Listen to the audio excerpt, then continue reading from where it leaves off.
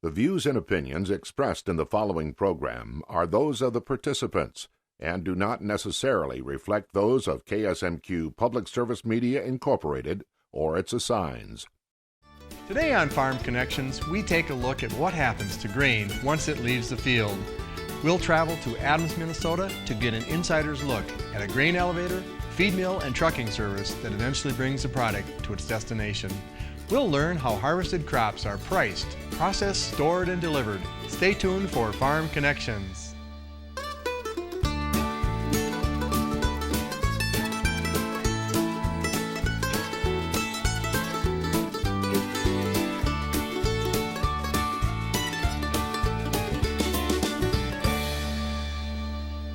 Farm Connections on KSMQ, sponsored in part by the Cedars of Austin, a senior living community. We even have a retired farmers club. Independent, assisted, and memory care apartments. Learn more at cedarsofaustin.com. Will Mahler, the ag attorney, has been representing dairy farms in Minnesota, Iowa, and Wisconsin for 37 years. Will Mahler, the ag attorney's office is in Rochester, and Will is a proud partner of Farm Connections. Thanks, Will Mahler. The small town of Adams lies on the border of Minnesota and Iowa. At first glance, it's a quiet hamlet geared down for restful living. But at harvest time, activity heats up. Trucks and tractors loaded with grain converge on Adams from all over the region. Their destination? Northern Country Co-op, a grain handling facility comprised of an elevator and feed mill. The vehicles come and go all day, bringing their crops to market. How are all these crops handled? Where does it go? How could this volume of product possibly be handled? These questions were answered by Northern Country's location manager, Jerry Van Oosbree, who took me on a guided tour.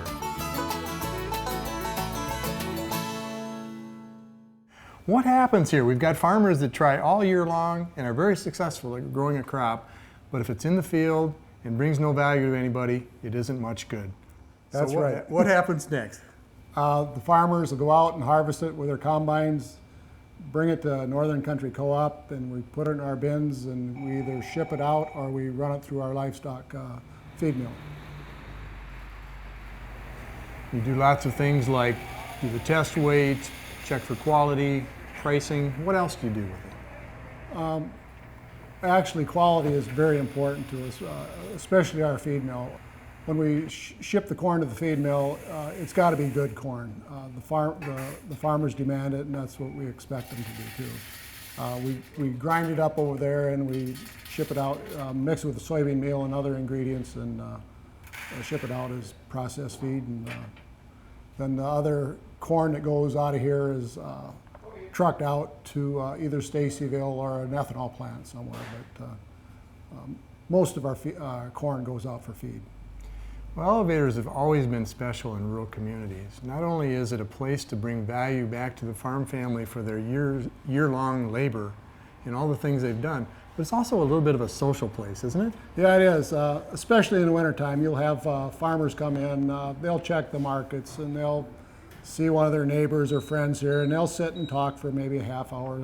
We've had a couple guys that sat here for 4 or 5 hours one time, just visiting, and it's pretty relaxed, yes. That special place it's economic too. There's jobs here, and there's farmers coming together and learning information and sharing, and it's social. But beyond that, you're really bringing a service to the community. Yes, we are. We post a grain bid every day for the corn and beans that are brought in here, and that's very important to the farmers. That they need a place to bring their crop and get a check for what they bring in. And beyond that, Jerry, I've kind of watched this over the last few years. It used to be that grain elevators seemed to get the grain, put it together, and then ship it to the Mississippi River and ship it down. And our farmers in the upper Midwest had probably a disadvantage to other areas because the difference between the price closer to where it went on the ship and got exported as compared to the Midwest was much different. Yes, that's right, yeah. As a matter of fact, with all the ethanol plants that are built in the areas now, very little grain goes to the Mississippi River from here. Most of it either goes to a soybean meal processing plant in Fairmont or Mason City, Iowa, or the corn will go to an ethanol plant in either Iowa or Minnesota somewhere. So how do you establish price? We get our prices from the soybean processing plants and from the ethanol plants, and we got a few places where we load rail corn and soybeans. We get rail prices also, and we'll take the best of that and put our price out to the farmer. I remember the day I first saw the Adams bid for grain being higher than other places far away. I think there's been times even higher than the Chicago Board of Trade. Yeah, that's right. Usually when that happens, we're needing corn for our feed mill, and we've got to have a supply of corn for our feed mill. When that first happened, Jerry, it kind of dawned on me what a great thing is happening in terms of marketing of grain right in our area. When we used to ship the grain to the river, and then down to Mississippi, down to New Orleans, and then put on a huge ship for somewhere else, we had to take into consideration the dollar exchange rate. We had to take into consideration all the shipping charges from here all the way to Europe or Africa or wherever it was going, and that price was backed away from the price the farmers got. So the basis widened and the farmers got a lower price. Is that how that worked? Yeah, that's exactly how that works, yes. But the day we found places to use it here, like in your feed mill, we could actually narrow that basis and bring more value back to our local farmers, right? That's right, yep. And that's what I want you to show us today when we take a tour, is how you're taking the grain from the field, from the farmer, adding value in the feed mill, and then adding value on the farm with livestock. Can you help us do that? Sure will, I'm glad to do it. Let's go do it. Okay, let's go.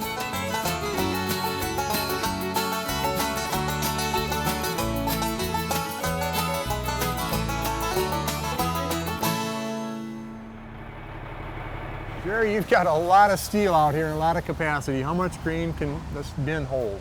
Okay, this bin here and this bin here, they each hold 275,000 bushel. Then the next three bins here, they all hold 125,000 bushel each. So it's our main dumping facility for corn. And total capacity in Adams? We have 1.5 million bushel total capacity. We've got a wooden elevator downtown there that we can dump 250,000 bushel in, and then we got a bunker over here that we can dump 300,000 bushel in, and we got some flat storage buildings also. Will you use the flat storage this year? No, we're getting toward the end of harvest, and we got some room for corn yet, so we won't put it in any bunker or any flat storage this year. Have you got some other sites you can ship to? Well, what we do is we've been shipping, we ship just about all of our beans to Stacyville, which is the headquarters for the co-op. They had a lot of room this year because of the drought down there. So we shipped most of our beans down there, which made more room for our corn. And we're also shipping corn down there too, so it's a good fit for us. We're happy we got Stacyville where we can ship to. Well, you mentioned Stacyville. How many sites does Northern Country Co-op have? Northern Country Co-op, we're in 10 towns, and we got two locations in Iowa, and then we got 10 towns in Minnesota that we're in. So, what is a co-op? A co-op is owned by farmers, and the co-op tries to make money and build facilities for the farmers so that we can expand and at some point in time pay them a dividend for the business they do with the co-op. The farmers actually own the co-op, and if things go well, they get a dividend that comes back to their farm. Exactly. In addition to, hopefully, a great supplier. Yes. Yep.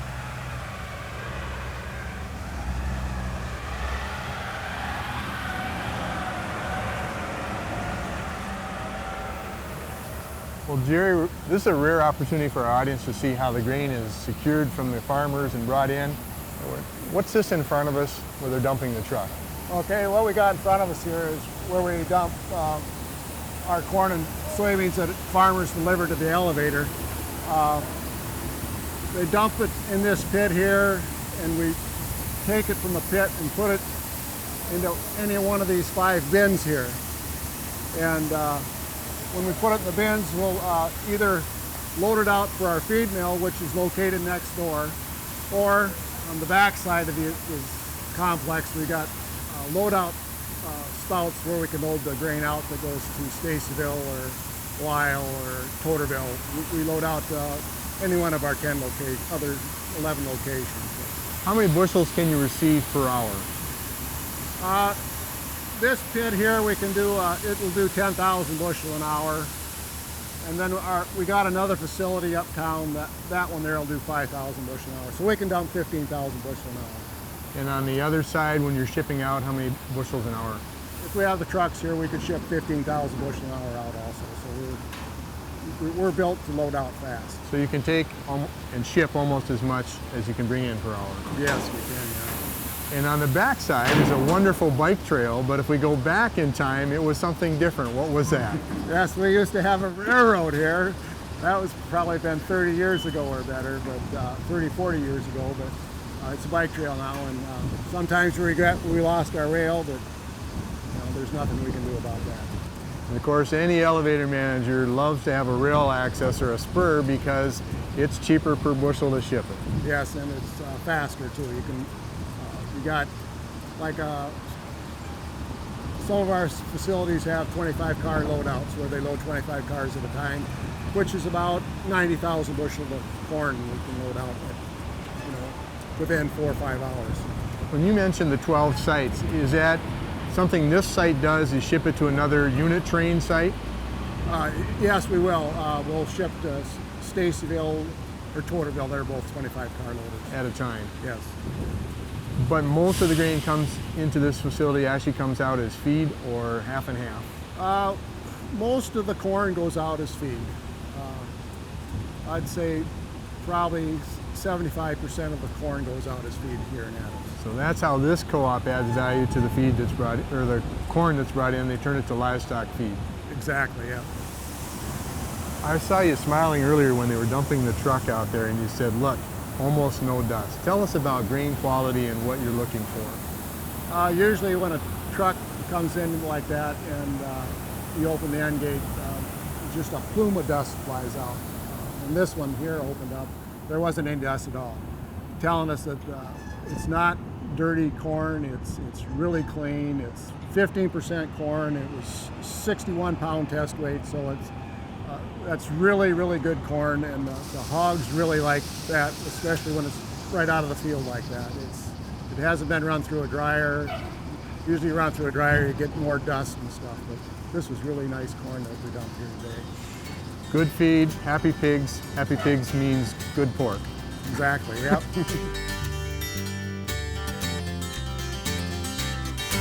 Well, Jerry, you showed us where the grain is dumped into the pit. What happens after it falls into the pit? Well, we got a conveyor at the bottom of the pit that'll take the corn from the pit to a grain leg. A grain leg is it's this tall steel thing that sits there with a platform up top. It has a bunch of cups in it on a belt that takes it to the top of the leg there, and from that it goes into a distributor, distributing it to whichever bin we want to put the corn into. When we put it in the bin we want, then it'll either go over here to the feed mill from the bin, or we'll load it out back and take it to Stacyville or Totterville or some other location. When it comes here to the feed mill, that's what this grain leg here is for. It takes it from a conveyor out of the bins to this leg over here to the feed mill, and in the feed mill they grind the corn up for pig feed. Jerry, I think you just described why we call it an elevator. It's taken in the buckets or elevated or lifted to the top. Exactly right, yeah. It's an elevator, that's what an elevator does. So once it's to the top and you run it down the tube to the feed mill, what happens there? Should we go take a look? Yeah, let's go do that. Okay. It's pretty nice, neat.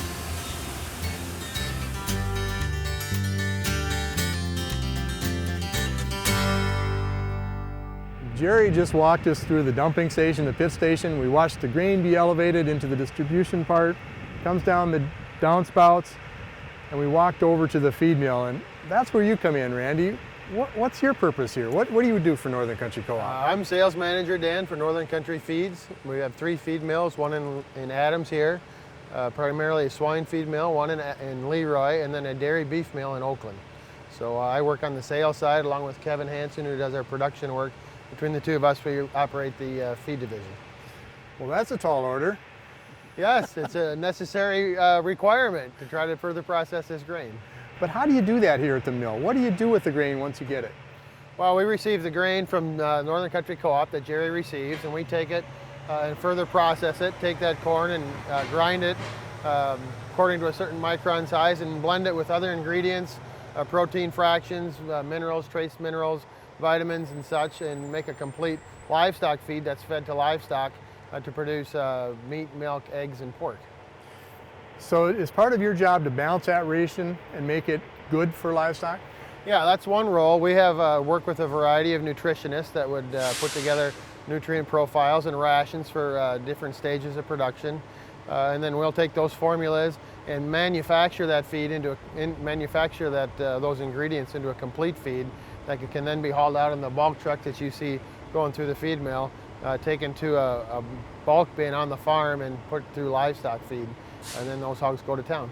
This is really interesting. Just a moment ago, we saw a semi with Lisa dumping a component or a product into another pit. What was that? That would be bulk receiving, part of our bulk receiving process. So we take the corn that comes from farmers at the local cooperative, and then we'll put soybean meal with it along with a variety of other ingredients to come up with a balanced ration for livestock so that they can efficiently grow and produce a wholesome product for our consumers. So soybean farmers should be happy about you too. Sure, soybean meal comes in and we take and blend that with ingredients and make a complete livestock ration. And that semi and Lisa were bringing it from Fairmont, where that soybean meal was processed from whole soybeans, correct? Absolutely, yep. Brought into about a 47% product that we come in and we blend with our other ingredients to come up with a complete livestock ration. So she dumps the soybean meal in. We've also got bags of other ingredients. Tell us about those bags. What's in them? There's a variety of things. There's macro minerals and micro minerals, vitamins and trace minerals, along with protein ingredients like soybean meal or distillers, dried grains plus solubles, bakery byproduct, a variety of ingredients that can be utilized by livestock to grow efficiently. And Jerry showed us where the grain comes down the downspout and by gravity falls into the roller mills. Can you tell us about the roller mills? What happens there? Roller mills are two sets of rolls that the grain comes down and they roll in opposite directions and can take that complete kernel or that whole kernel of corn and grind it to try to get a larger surface area. So we measure that based on micron size. We try to manufacture hog feed about 550 microns. So it takes that whole kernel, processes it, and then makes it into a kind of a complete ground consistency, kind of like instant coffee. And then that is blended with our other ingredients. That's the reason we do that, is to give more efficiency for the hog. There's more surface area, and they can utilize that corn at a much higher, more efficient rate. Jerry, what advantage do you see having the feed mill right on site with your elevator? Well, I consider it as another rail loader, because we grind about 15,000 bushel of corn a day through the feed mill, and that gives us 75,000 bushel a week. You know, and these when they load rail car, 25 car rail cars, it's 85,000 bushels. So I consider us another rail loader. You talked earlier about designing the right feed for the right usage. Let's say a pig is 10 pounds and starting on creep feed. Would that feed be different than a 240-pound pig? Yeah, significantly different, because the young pig is immature and his gut can't digest corn and soybean meal to as high a degree. We need some different enzymes present to get those things. So we would put ingredients that are higher in milk protein and lactose and some more complex ingredients to have that pig utilize that at a younger age. Much like baby food, you wouldn't start a baby out on steaks and fries because they wouldn't digest it. So you have to have a more palatable diet as well as something that's more digestible. So the rations would change significantly based on stage of production and what's trying to actually be accomplished in that different stage of production, and different by species as well. Well, it sounds like you have to be very knowledgeable about your livestock and your feed ingredients. I'm thinking about the pig being monogastric, one stomach, but you mentioned rumens or four stomach animals. Are the rations the same? Yeah, they're significantly different, Dan, because you talk about the rumen has the ability to digest and utilize fiber where the monogastric predominantly can't.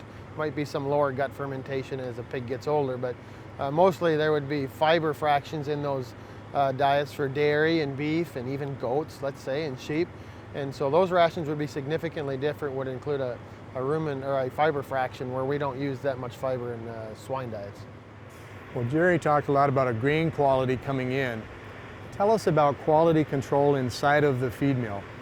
Quality control is an ongoing program, and we put a lot of time in both in ingredient sampling and testing to know what it is that we're getting in. So we've got a program designed to test a certain number of ingredients based on the usage that we've got and to verify what we've got in terms of ingredients. And then there also would be quality control measures based on scales and tolerances based on how accurate our scales are weighing, how close are we coming to the final product based on what we started with. So there's some checks and balances in our system that kind of involve that in terms of total quality management in the feed mill manufacturing side. Randy and Jerry, our audience doesn't really understand all the complexities that it takes to get feed into the livestock, using all those ingredients and balancing the rations. This has really been helpful in helping us understand that, and how do you deliver a quality product to make sure that we have some good livestock products as well. So I think Jerry and I are going to take a look at how this feed gets delivered from your mill out to the farm, Randy. Thanks so much for your time. I appreciate it. Nice to visit, Dan. Thank you. You bet. Jerry, let's go talk to Gail. Yeah.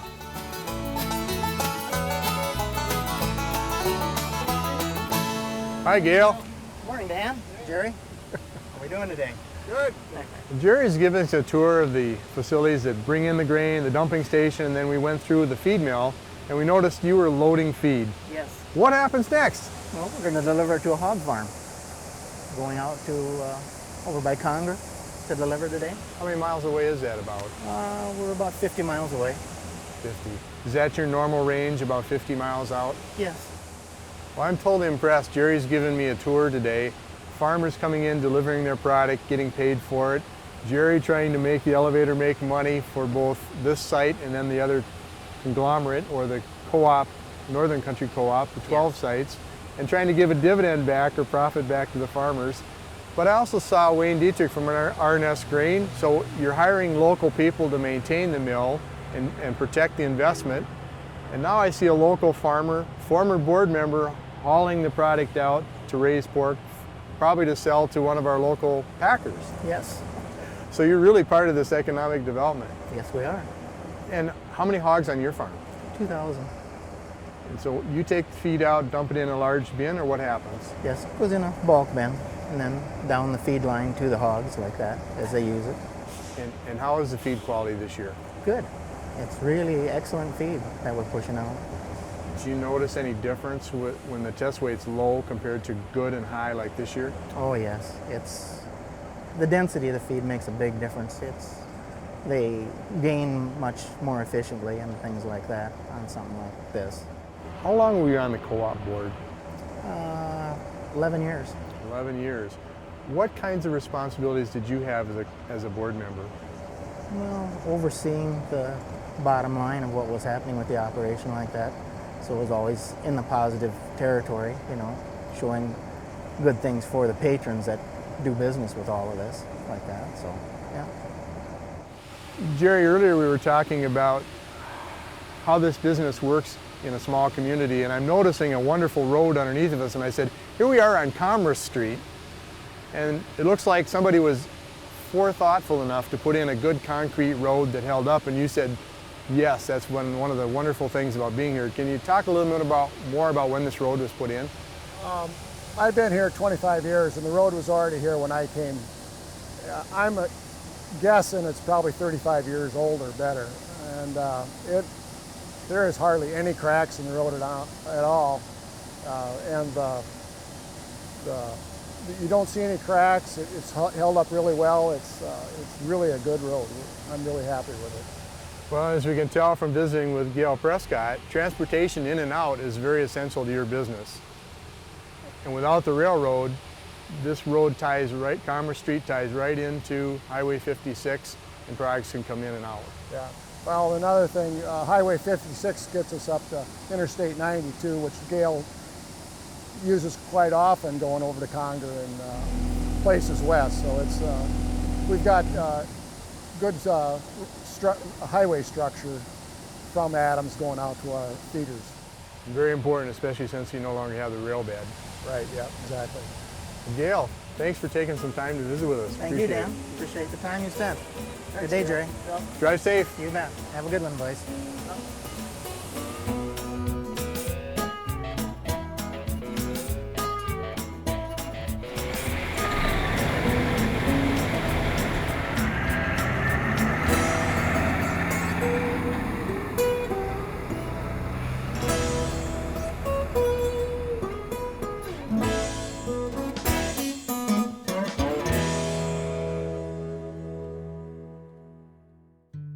I've been an agriculturist all my life, but on every episode of Farm Connections, I learned something new. I very much appreciated the expertise and hospitality of the people in Adams who spent time taking me through their operation. I was amazed at the number of employees and the level of activity that agriculture brings to a small town. And everyone I spoke with at the co-op was very knowledgeable and proud of their work. Agriculture is a challenging and rewarding vocation, and I hope you'll keep tuning in to learn more here on Farm Connections.